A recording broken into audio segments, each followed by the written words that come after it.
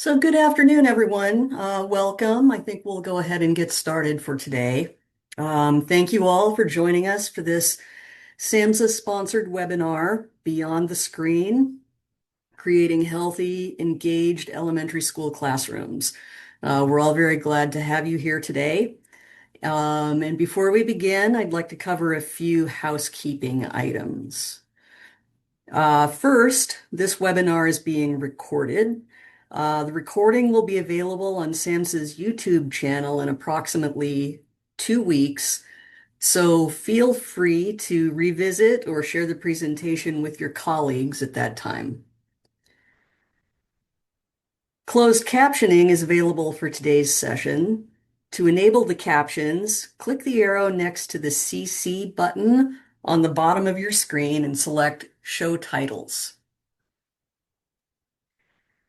Throughout the presentation, we will be asking poll questions. We ask that everyone please participate in these questions so our presenter can better understand your concerns. Poll questions will appear in pop-up windows. Please click your response and it will be added to the overall results. If you have questions during the presentation, submit them using the Q&A feature located at the bottom of your screen. We'll do our best to address as many questions as possible during the Q&A portion of the presentation. And at the end of the session, we ask that you take a few minutes to complete a brief anonymous evaluation. Your feedback will help us improve future webinars. And then finally, the disclaimer. This webinar is hosted by Hendel through funding from SAMHSA. The views, opinions, and content expressed in this presentation do not necessarily reflect the views, opinions, or policies of SAMHSA or the U.S. Department of Health and Human Services. Now it's my pleasure to turn things over to our first speaker, Shweta Palakode, Social Science Analyst at SAMHSA. Shweta, over to you. Thank you so much, Jamie, and thank you to you and the Handle team for all the planning and coordination that you all have done to make this happen. So, good afternoon, everyone. Thank you so much for joining us today. My name is Shweta Palakode, and as Jamie mentioned, I'm a social science analyst at the Substance Abuse and Mental Health Services Administration. I also served as the technical lead for this product that we will be discussing today. So today's webinar focuses on a new SAMHSA fact sheet. It's titled Beyond the Screens, Creating Healthy, Engaged Elementary School Classrooms. So this resource is for anyone, but especially helpful for educators and school-based professionals. Specifically, it's designed to support educators and school-based professionals in promoting a healthy, balanced, and intentional use of screen use media for elementary school-age children. So as noted, we tailored this product specifically for elementary school settings, recognizing that younger children have unique developmental needs and can benefit from structured routines, guided use of technology, and supportive learning environments. So it's not news that technology plays an increasingly important role in a child's everyday life, both in and outside of classroom. So it's very important to recognize that technology does offer meaningful opportunity to support learning, creativity, and engagement. But at the same time, there are growing concerns about frequent or passive screen use and how it may affect a child's development, attention, sleep, and overall well-being. So this fact sheet takes a balanced and a practical approach. It emphasizes that not all screen use is the same, and we introduce key concepts that we will explore together today. For example, one concept we will be talking about is the distinction between active and passive screen use. And importantly, we'll talk about what educators, administrators, and clinicians can do to develop a balanced use of technology. For example, we'll talk about the importance of developing healthy habits for children, such as through mindfulness techniques like attention to the breath for emotional regulation, rather than just having a child resort to to scrolling an app or looking to another technological distraction if they're going through an emotional challenge or turmoil.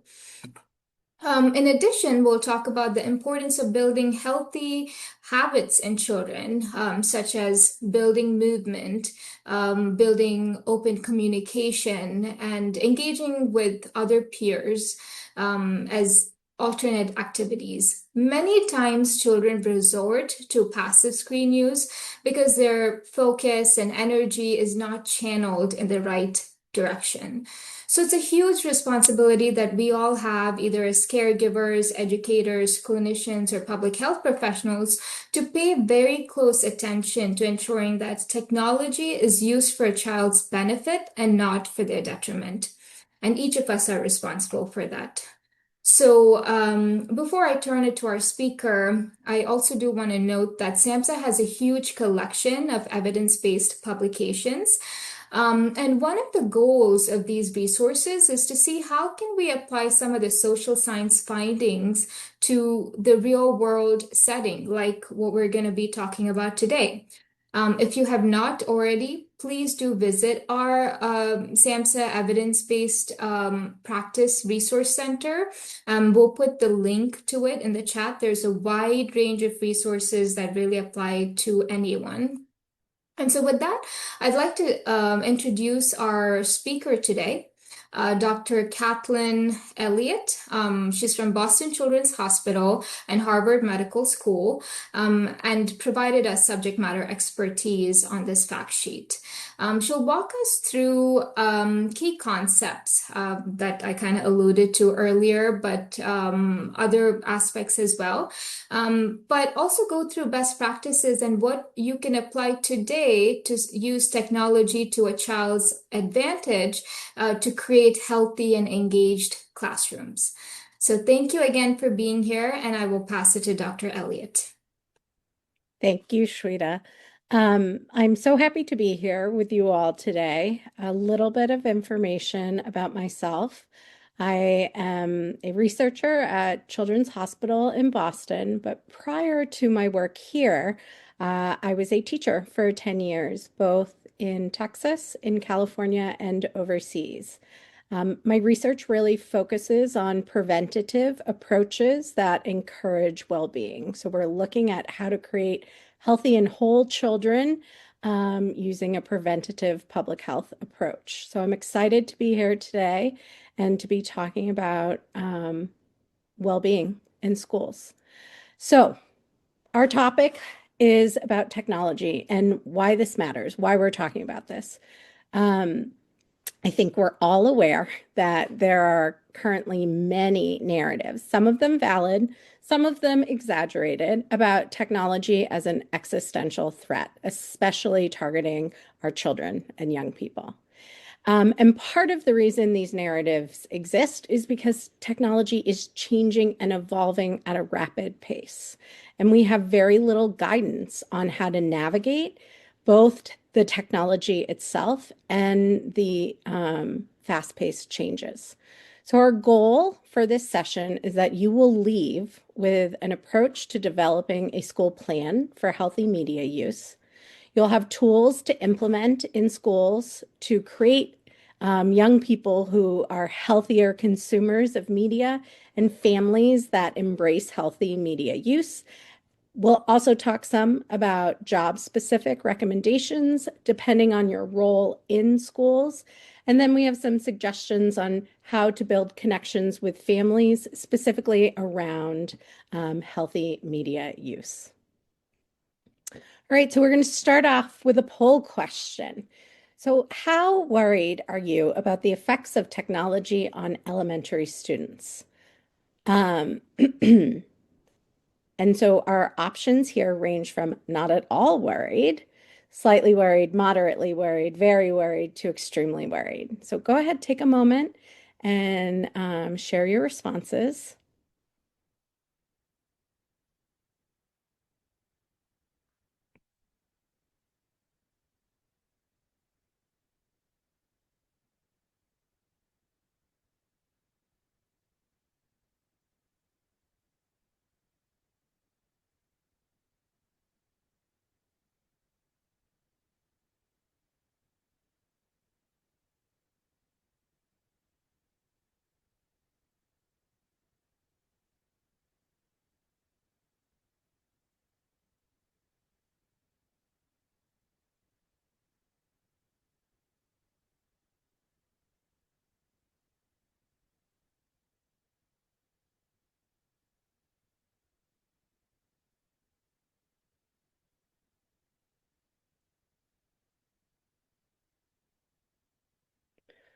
And so, looking at the responses, not surprising considering you're here attending this webinar. Most of us are worried. 6% slightly worried, 26% moderately worried, 39% very worried, and 28% extremely worried. I think that makes sense. And hopefully, when you leave, you'll be slightly less worried than you are coming in. So, our objectives for today are to understand the difference between active and passive use, to describe how different behaviors, different types of screen use may affect children's attention, sleep, behavior, and well-being, to identify effective school-based practices for healthy media use, and then to strengthen partnerships among all interested parties, especially schools, families, and communities.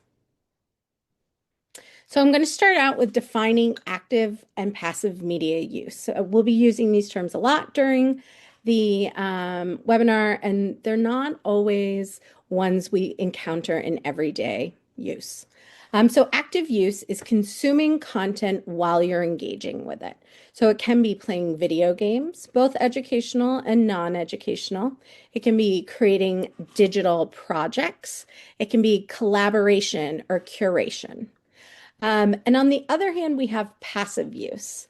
And passive use is consuming content without really engaging with it. So often when we talk about passive use, we're talking about scrolling on social media. We might be talking about viewing YouTube on the automatic slides where it goes to the next video right away. And so this type of consumption happens without cognitive engagement. And I want to be clear that not all passive use is negative and not all active use is positive. I think we can all think of times when we need some passive use, whether it's on our phones, at the end of a stressful day, whether it's watching television in the evening. Sometimes passive use is appropriate. And not all active use is positive. We think about dangerous or violent video games. There's concerns there, even though it is demonstrating active use. However, active use requires different cognitive skills and tasks, and passive use can be made more active by pairing it with cognitive tasks. We'll talk a little bit about that later in the presentation. So I also want to take a moment to talk a little bit about elementary students and their developmental stages. And in particular, I want to look at their psychosocial development and at their brain development. So Erikson's model of psychosocial development shows that young people ages 6 through 11 are focused on developing competence. They want to be good at something. They want to show you that they've mastered it. So this looks like learning skills, doing well in school, being good at the sports or the hobbies that they're interested in. I think we all know young people who are like, no, to a teacher or to their parents, I can do this myself.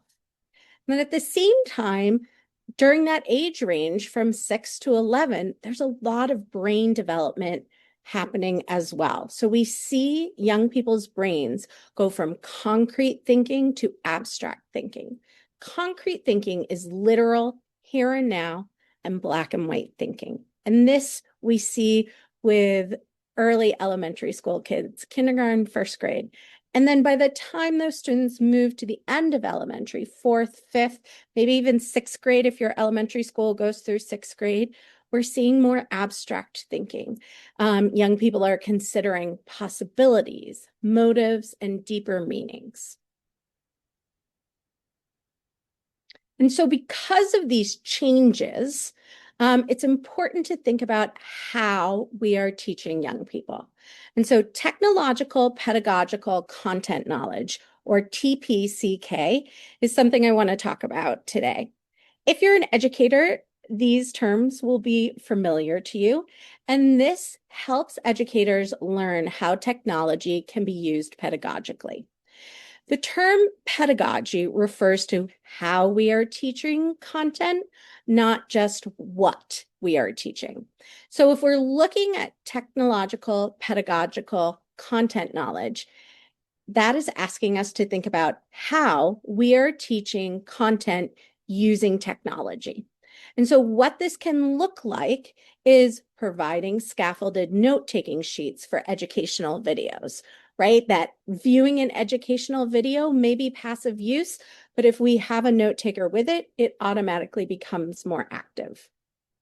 Having students reflect on which skills they find challenging while using educational games, right? If we think about frustrations with educational math games, are they getting frustrated by the math problems themselves? Or are they struggling with like the manual dexterity of having to click on the right button at the right time?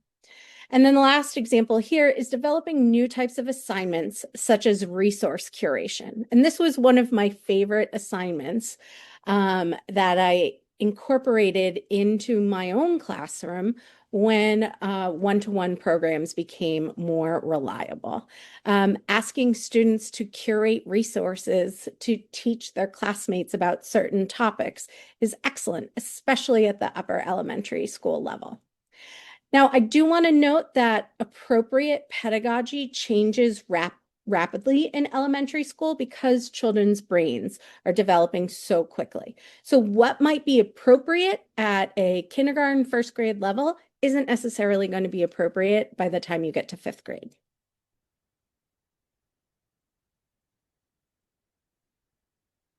So a quick poll question for you again is, which TPCK strategies are you currently using in your own classroom? Go ahead and select any and all that you might be using.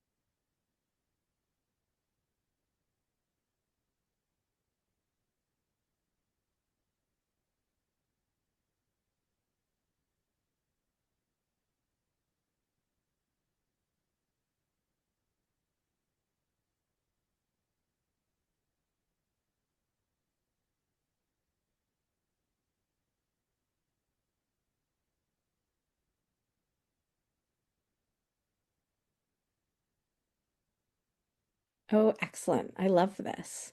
So it seems like a lot of you are using educational games with students, which I love.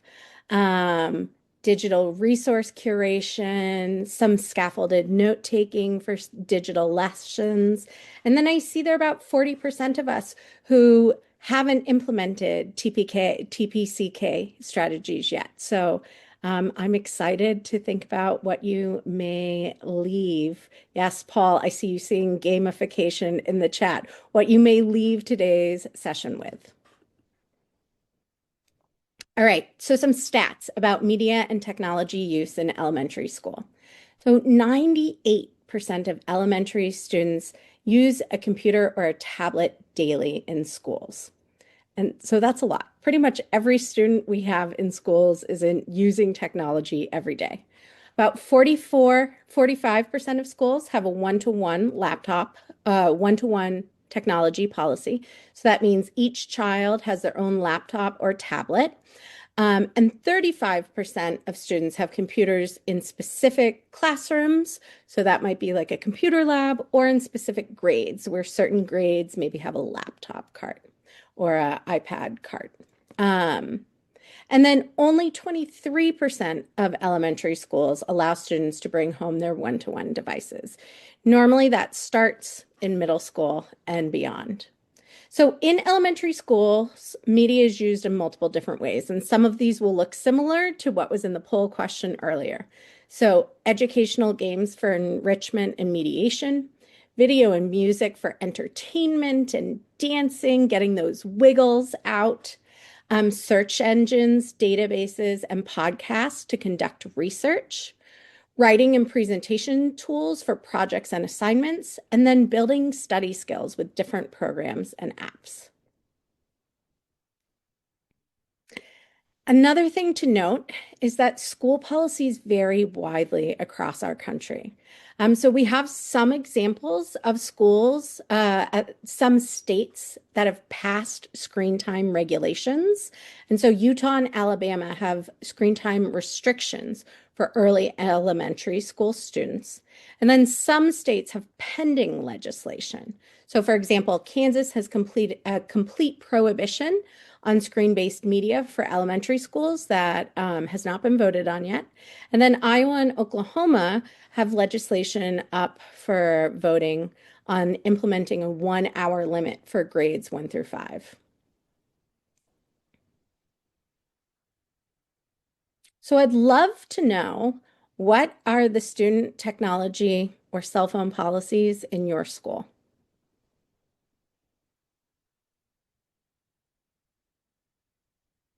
I think we have a poll. Yes, perfect. So no restrictions, teacher managed. So each teacher sets their own policies. Limited use. So you can bring them to school, but you can only use them before class starts and at lunchtime or after school. And then a full ban. And so a full ban could be like you can't bring them at all. It could be that they go in a pouch, right, with the magnets, the Yonder pouches. Or it could be you put them in like a little shoe hanger, the front of the class every day.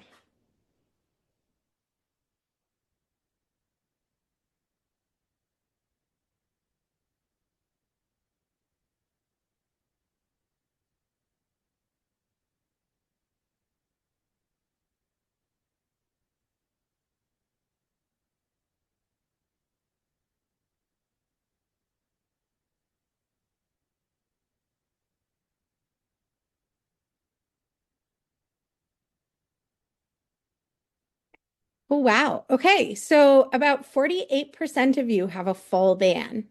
Um, and then 25 have limited use. We have about 17 that say teacher managed, and 10% have no restrictions. I think what's interesting is, right, we're focusing on elementary school students right now. And I wonder if we talk to your colleagues in middle schools and high schools, if those numbers would look different or if it would look quite similar. So, for all of these reasons, and for many others, there are some concerns and some trends that we're seeing. So, as in the fact sheet, about 86% of students ages 6 through 11 spend 2 hours per weekday on electronic devices. And so this is not just in school. This it can be at home, this can be in the car and in school, but 2 hours a day. And we do see frequent use of screens may contribute to negative outcomes. And in particular, at the elementary school age, the ones we're really concerned about are sleep problems, depressive symptoms, emotional dysregulation symptoms, some behavioral issues, and then lower academic achievement. And then increased screen time among children aged 9 and 10 was associated with attention deficit hyperactivity disorder symptoms 2 years later. So I want to note that there's a correlation there, not a causation. So it's not that the increased screen time at 9 and 10 is leading to the attention deficit hyperactivity disorder symptoms, but there is a correlation there. There's showing to be a relationship. But I want to note that some children may, in fact, be more vulnerable to others to the negative use of passive screen use. And that really depends on their developmental stage, so their age, their own individualized temperament, and their existing mental health conditions. And I think I don't have children of my own, but I have 7 nieces and nephews, and 2 of my nephews are the same age. And one of them like can say no to screens all day, has no trouble with it, and the other really loves screens. So some of this is just who our individual kids are, and that's okay. So things and policies we set up for one kid aren't always going to work for another one. However, I know we're all worried about this, but there is good news. For most young people, technology will be a tool that we can teach them to use safely. We're much more aware of this now than we were 10 years ago. And so we're just going to keep doing a better job of teaching young people how to use technology safely. Focusing on preventative approaches to problematic media use work. And I think if we think about other preventative approaches, whether it's based on preventative approaches to violence, to drug use, they're effective approaches. And so we can do this. And then most schools already have systems that are built to do this and are already doing the really basic parts of the work. So if you're thinking about multi-tiered systems of supports or positive behavioral interventions and supports, those are systems that we can leverage more tightly to help address these concerns. And so talking about this prevention approach, there are 3 levels to prevention. Primary prevention is your most basic. It's what everyone gets. So that would be whole school curriculums, policies, clear expectations. And then as we move into secondary prevention and tertiary prevention, we're going to be providing additional supports and resources for struggling students. So that could be additional practice, additional coaching, more time helping them build those skills. And so when we're thinking about secondary and in particular tertiary prevention, we might need to develop a list of places to refer students and families to, because we might not always be capable of providing all of these services in schools. And so we want to be thinking about places that can provide additional support, maybe around secondary prevention, and definitely places that are specialized for tertiary prevention. And we want to, in this preventative approach, increase actions that are beneficial to children and minimize the things that are harmful to children. So as we move on to the next slides, you'll see that the emphasis is on ensuring that children get what they need to be successful and thrive first, and then think about including technology. So when we're thinking about elementary school students and being successful, emotionally healthy, and balanced, we want to talk about rest, play, movement, and connection. So these 4 factors are extremely important in child development. And so I often say, and my colleagues at Children's Hospital often emphasize, that healthy technology use starts with prioritizing these 4 factors and not with the technology itself. So when we're worried about an individual child and their technology use or group of children and their technology use, the first things we ask themselves are they having opportunities to rest, to play, to move, and to build connections? So at a school level, what does a daily schedule look like? Are there policies and structures that create opportunities for young people to rest, to play, to move, and connect? And can we protect those times so that technology does not eat into those times that are beneficial for young people? And then thinking at a classroom level, as a teacher or as a teaching assistant, how am I building in opportunities for all students to engage in rest, in play, in movement, and connection? How might media use be preventing some of this? And it might be that we've built in that media use for very good reasons. Maybe as a classroom management strategy, maybe it's because what students are asking for. But we want to make sure that they are having opportunities to do these other things before we always turn to technology. And then if you're a clinician in schools, a social worker, school counselor, school psychologist, when you're working with young people, you want to be asking, is this student missing opportunities to engage in rest, play, movement, and connection? Are they getting enough of those things that they need to be successful? And then are there opportunities to develop healthy habits that support emotional regulation? And at the elementary school level, this is a really big one because often we see devices used to help children with those emotional regulation skills. And they can be helpful in the moment, and it's understandable while families and schools turn to using it for emotional regulation, but sometimes it prevents young people from developing those skills on their own. So how are we thinking about opportunities to help develop emotional regulation outside of technology? And then when we're thinking about these rest, play, movement, and connection, is technology use getting in the way of any of these things? Is a child using games or technology so much that they're not moving? Are they using it so much that they're not connecting with their peers? And so we can look at that as like, is the technology driving it? Is it preventing it from happening? Or sometimes what we'll see is that it could be filling a void that is there to begin with. So sometimes children are not choosing technology over connection, but rather they are struggling to connect with others, and therefore technology is able to fill that void in a way that is not uncomfortable. I think we see this a lot. So approaching that situation with that sort of question, like what is driving what, and that's how we can think about addressing it. I also want to talk a little bit when we look at problematic media use, the content that young people are consuming, the context in which they're consuming it, and how are we balancing media use.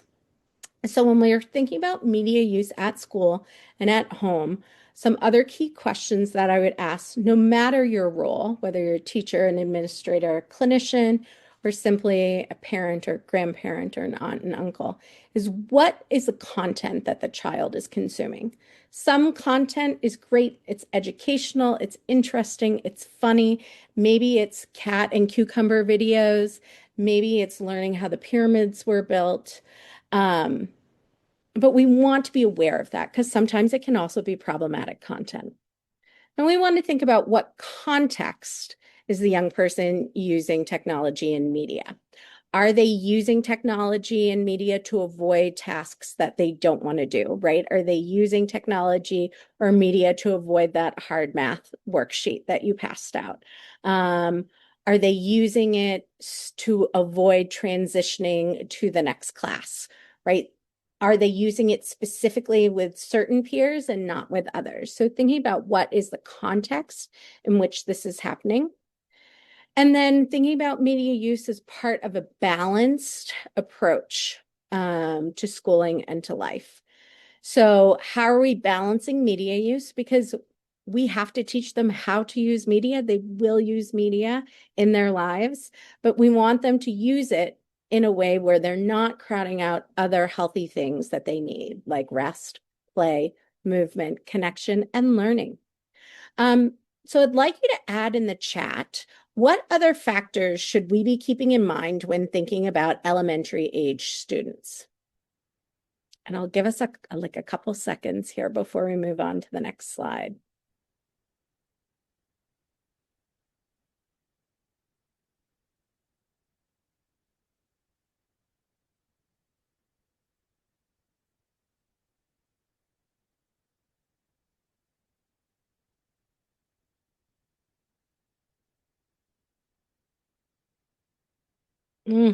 These are such good responses. So I'm seeing responses about who they're engaging with, right? I'm seeing responses about addictive programs, platforms, how they're built to be addictive. Ooh, eye health, that's a great one. Family norms, right?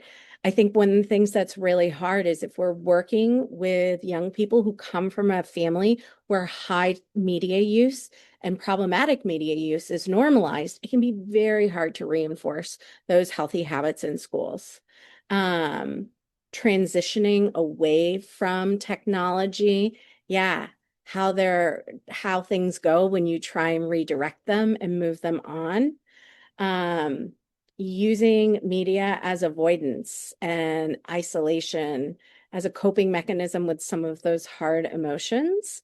And I love this last one here, this idea that technology can be really important for young people to create social connection, whether it's rural communities or other minoritized populations, people who don't have people like them to connect with.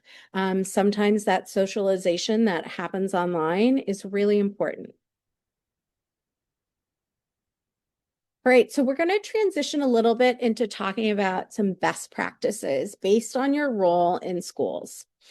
And so as a teacher, some best practices are really to start off with prioritizing active technology use. And so the way I thought about this in my classroom and the way I continue to encourage teachers to think about it is not to say, okay, I need to get rid of technology altogether, but to think about how am I encouraging cognitive questions. Oh, sorry, I have a Diet Coke over here and I just hit the straw. How am I encouraging active questioning and thinking with this technology use? So if it's videos, it could be like guided questions, it could be a note taker. If it's games, how are you asking students to reflect on what they learned, on their performance, those things? So it's a lot of metacognitive and cognitive thinking. Setting clear expectations for screen use. So these are the things, here's how we do it.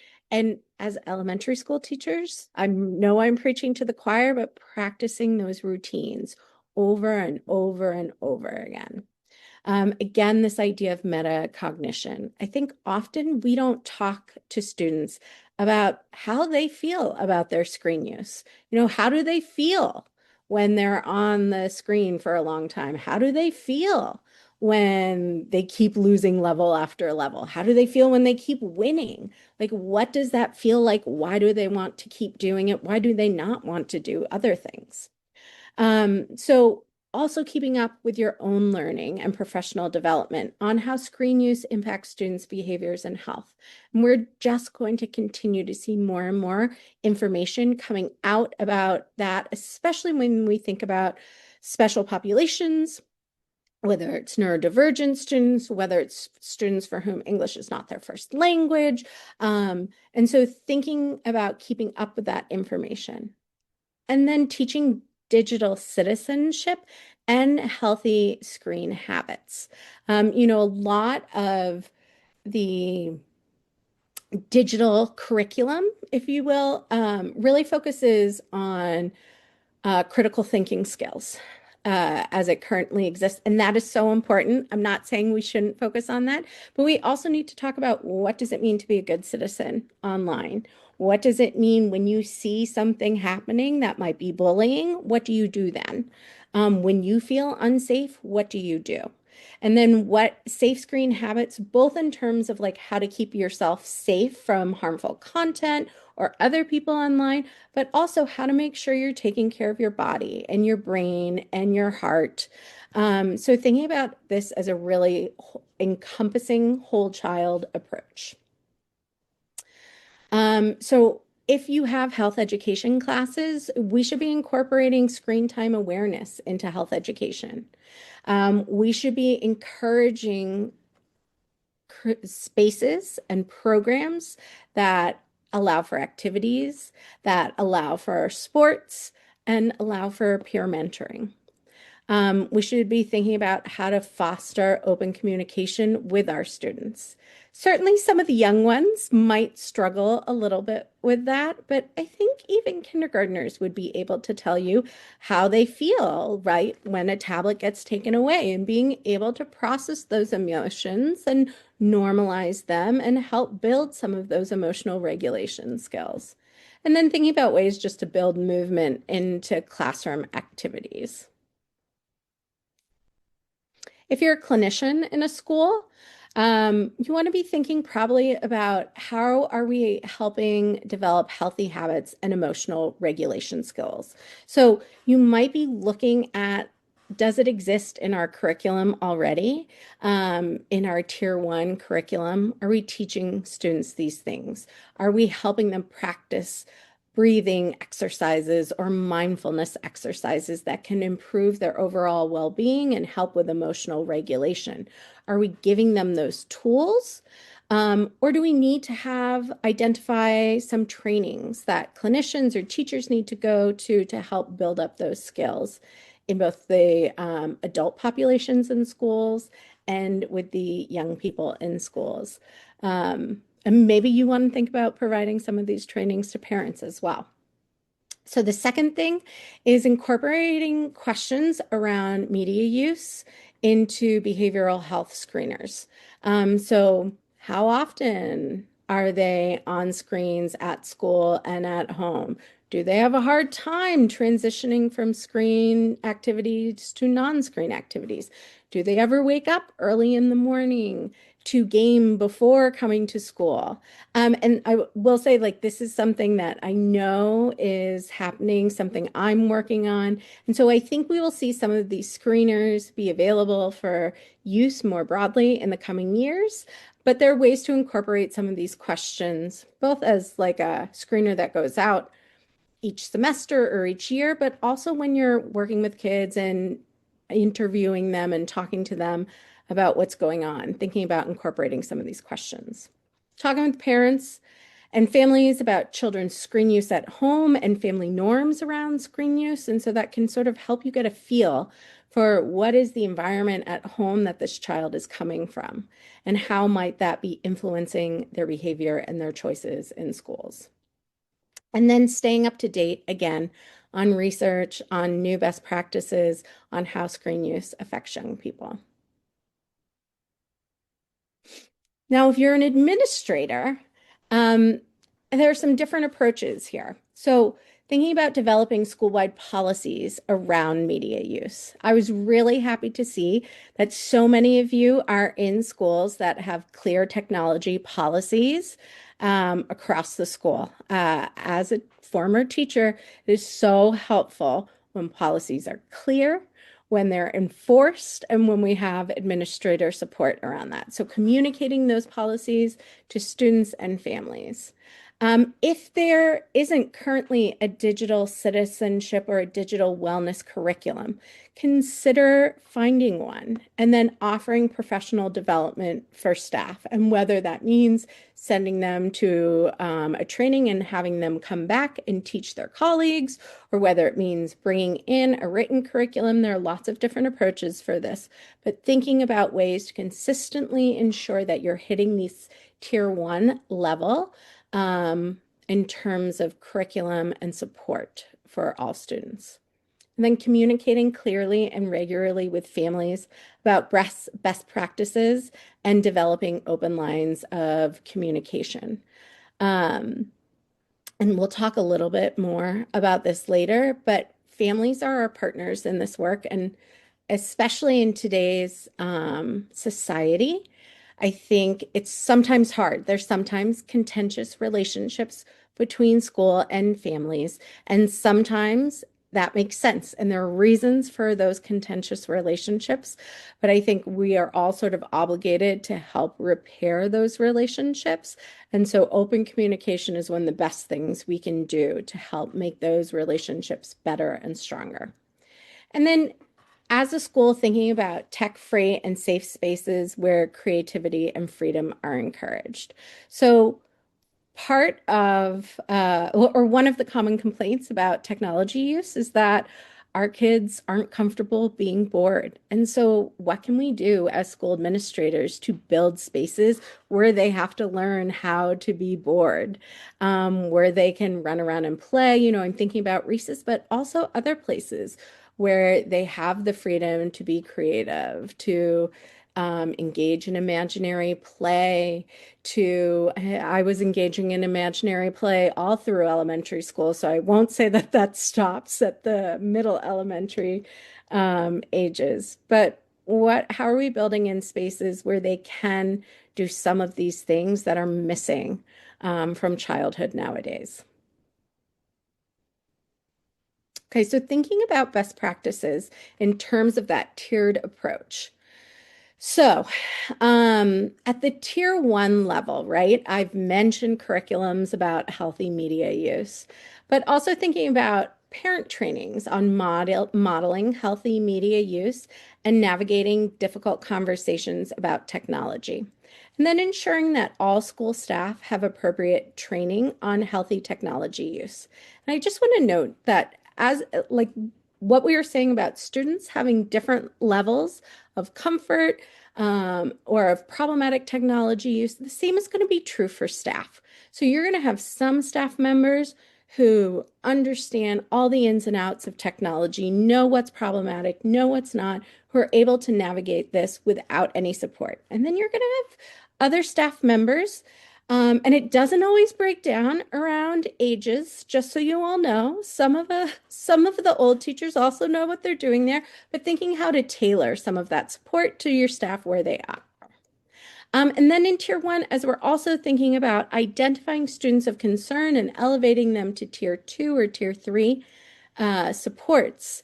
So how are we noticing when a student may need extra support? Do we have a standardized set of expectations around media use that are communicated across the school?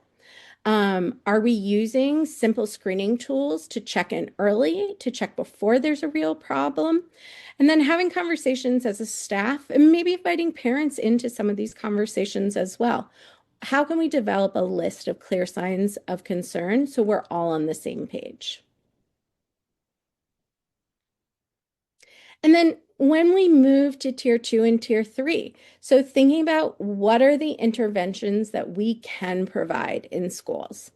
So one of the common complaints is that we don't actually necessarily have interventions that address problematic media use. And that's true. We're working on developing some of them.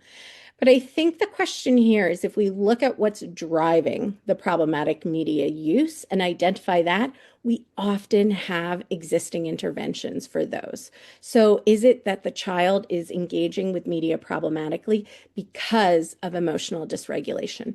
Well, what are interventions that address that? Is it because of difficulty socializing and connecting with others? Okay, what are the interventions we have around social skills? And then again, keeping an eye out for new interventions on problematic media use. And then sometimes you might not be able to address these concerns within the school itself.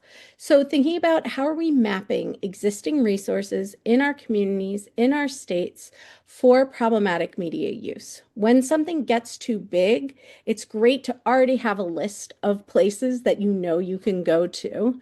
And especially as we're coming up on the summer, this is some great summer work or professional development work before the school year starts on mapping some of these resources so that next year, when you are encountering these problems, you know exactly who you're going to get in touch with. All right, so some time for some self-reflection questions. And I'd love to be able to see some of your responses in the chat.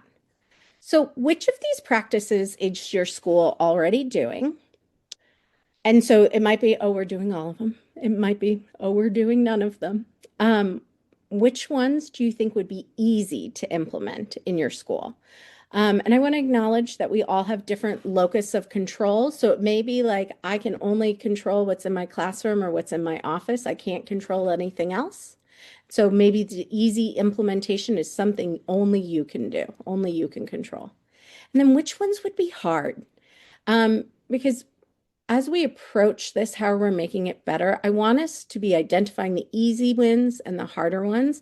And so we're starting with the easy ones. I don't want you deciding you're going to start with the hardest thing possible and then really struggle to see success.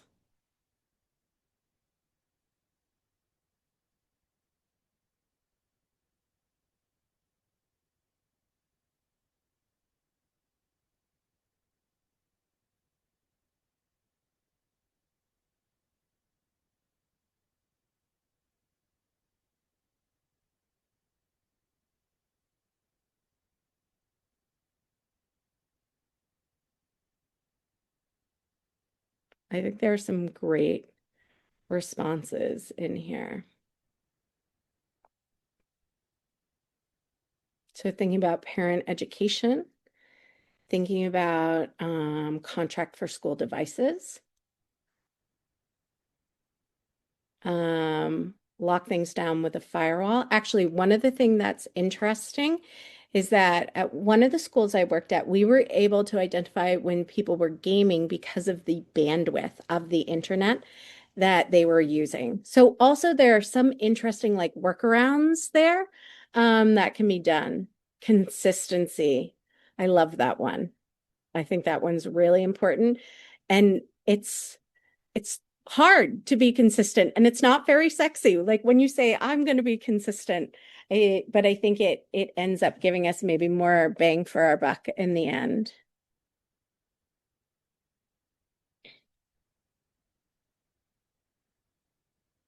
All right, so I want to talk a little bit about alignment between school and home.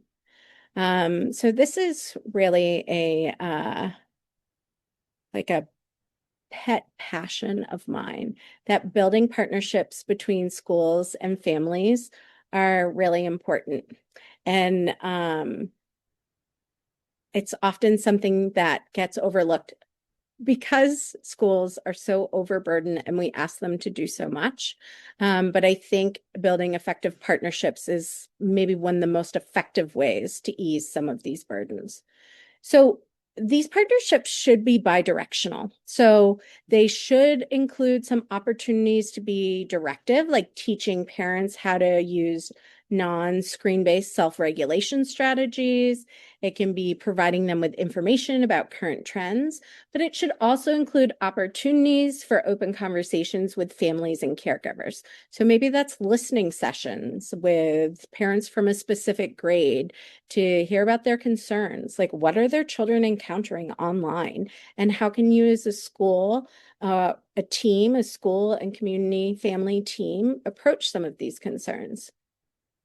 And then I think it's really important that we emphasize that family and child context drive this work, right? I think we have to acknowledge that some families need to rely on technology at home in order to get through the day in ways that other families do not. And it could be because it's a single parent household. It could be because one parent is sick. It could be because there's a high needs sibling. It could be because there's grandparents who need care. It could be because people are working multiple jobs. And so being honest and upfront about like, there are limits and that's okay. But how are we providing the scaffolding around some of those other things? How are we teaching parents to have conversations with their child, which you can do even if you have all those other barriers? How are we teaching them to model healthy media use themselves? And then I think sharing and updating best practices regularly and identifying local and regional experts for consultation, training, and referrals. I know some of the schools I've worked with have brought in guest speakers to meet with the parents. I know our team at Boston Children's Hospital does similar meetings with parents at school districts, as well as teachers and students. And then some final thoughts before we close out. So there is a growing concern about children's use of technology. And I want to acknowledge that this is a hugely valid concern. This is my primary focus as a researcher and something I spend almost all day, every day thinking about and talking about. However, I also want to emphasize that technology can play a positive role and can create magic for students in schools. Students can create great, funny videos that really showcase their talents. It can help them remediate in different subjects. So technology really can be a gift if we're using it appropriately and correctly. And so really our work now is to recalibrate the size of the role that technology plays in our classrooms.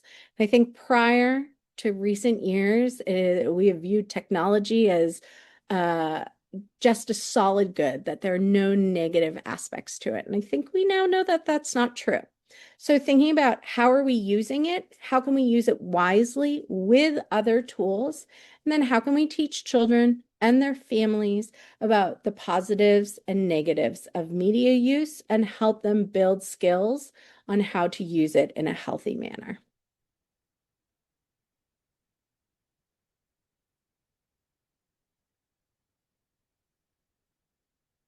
So I did stop a little short. So we maybe have 10 minutes for questions, which is very exciting. Um,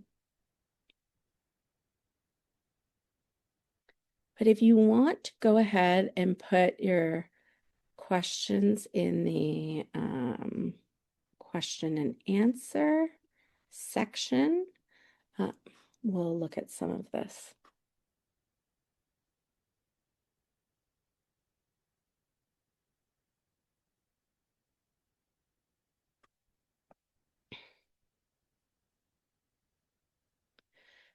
So, Eden, I'm seeing your question in the chat, and I'll read it out loud for everyone.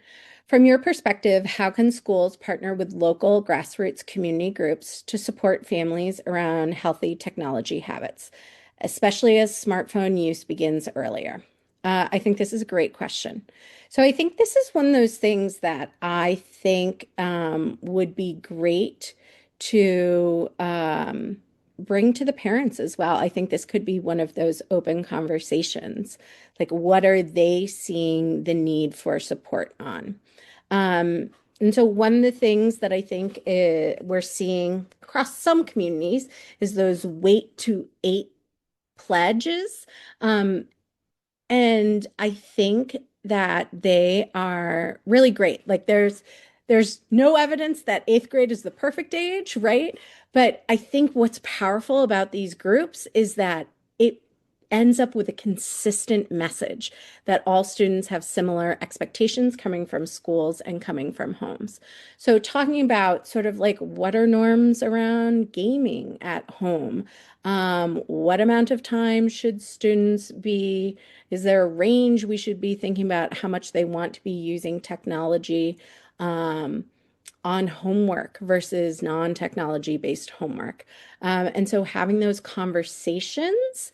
And then some of the things that I also think are really important is that often when we think about kids leaving schools and going home and spending time on technology there, sometimes that is the default because people don't feel like their communities are safe. So how can we create safe spaces in the communities to think about what are things that kids could be doing instead of being on technology? I'm thinking like one of my sisters, one of their neighbors built a pump track for like dirt biking in the backyard and has opened it up to neighborhood kids. And so this little group of elementary school boys are there every single day after school, instead of, being on Minecraft and socializing that way.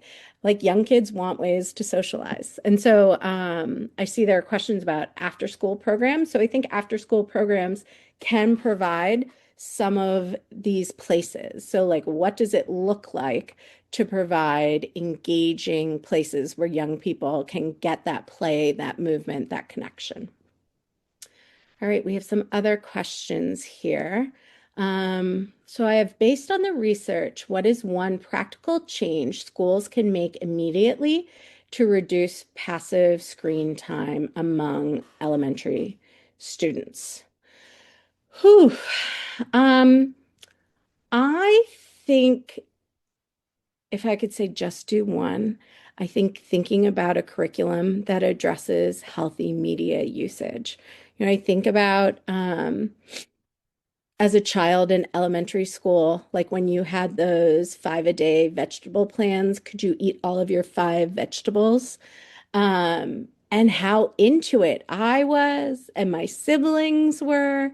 Um, and so I think students, if we're educating them on this and helping them really learn the skills to monitor their own usage, and especially if we're tying it with emotional responses, like, okay, I used it for 4 hours, but why did I use it? Was I bored? Was I sad?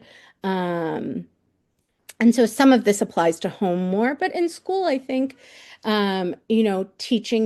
teaching those skills, building those metacognitive skills. So after you have the students maybe playing a remediation math game or literacy game, asking them, how did you feel when we started it? How did you feel when we ended it? Why do you think that is? Um, so the next question I have here is how can teachers and school staff distinguish between active and passive media use in their classrooms, and why does it matter for student learning? Um, so what I like to think about when I'm, using my TPCK helmet is thinking about the cognitive skills that each assignment is asking for the students. So as you go up that cognitive skill level, as you're using those harder and harder verbs, you're going to be engaging students in more thinking, and that will help the media use be less passive. So if you wanted students to, say, watch a video on um, voting rights in the US. You might say, identify 3 facts that you learned from this, because then they are having to select items there.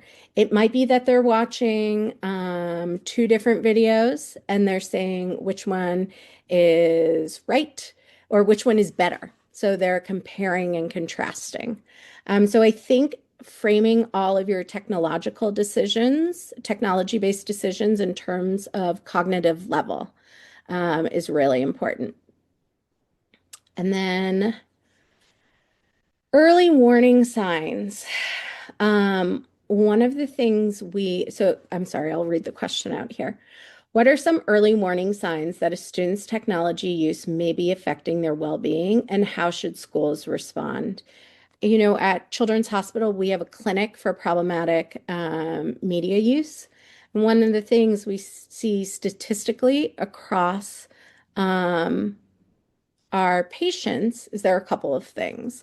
One of them, and this is less of a thing for elementary school students, but as they get older, if they are waking up early to do something on the computer, especially like as a teenager, if you're waking up early to game or be on social media, it's a pretty good sign. There's maybe some addictive aspects to that.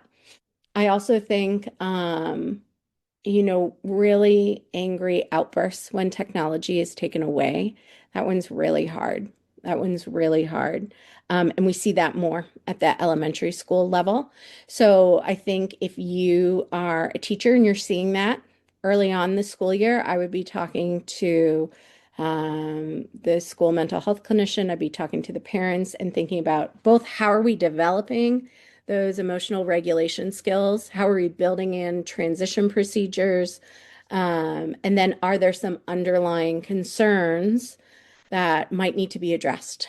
Either social emotional, maybe they're haven't been diagnosed with ADHD or something yet. So there are lots of things there, but those are some of the things I would notice. So Francis, I'm seeing a question about platforms parents can learn about what to look for regarding media use. There are lots of really good platforms. I think Common Sense Media use. Common Sense Media is really great if you're looking at like, is this game or television show appropriate? They also do some really good reports every single year. I also am going to highlight our work at the Digital Wellness Lab. We have a really good media guide with sort of 5 basic pillars about how to help parents have these conversations with their kids. We also do research reports. We just had one on youth AI use. Now, generally, our digital wellness lab is under the adolescent medicine. So often the focus is a little bit older, but sometimes, I'm working with a set of data that looks at young people ages 10 and up and their use of gaming to build connections. So there's some stuff there for younger children as well. Okay, I'm seeing another question. We've got about 3 minutes left for questions. So what policies do we need to assist parents with children no longer in school? Yes. After school programs are expensive for many parents. Yes. Yes. I mean, so I think I think one of the things that's really hard, and I'm going to be completely honest, is that our society is not set up in a way that allows us always to do what's best for kids. So if it was, we would have free after school programs. And so I think this is where, lobbying your legislators, looking at the state level, at the city level, at the community level, how are we making these things accessible? I think it's really important that, yeah, there are ways we could do it on an individual basis. But I think ignoring sort of some of those broader systemic things, um, when those systemic things would actually address the problem more effectively, is makes a huge difference. I did my dissertation research in Finland, and Finland has free daycare, free after school care, free university. So like there are other countries that are doing a better job of providing these things so that technology at home is not the best choice, the only financially responsible choice for how to take care of your child and make sure they're safe. Um, all right. I see one last question. Um, are you aware of evidence-based curriculum to address technology? Um, so there are some curriculums that are evidence-based.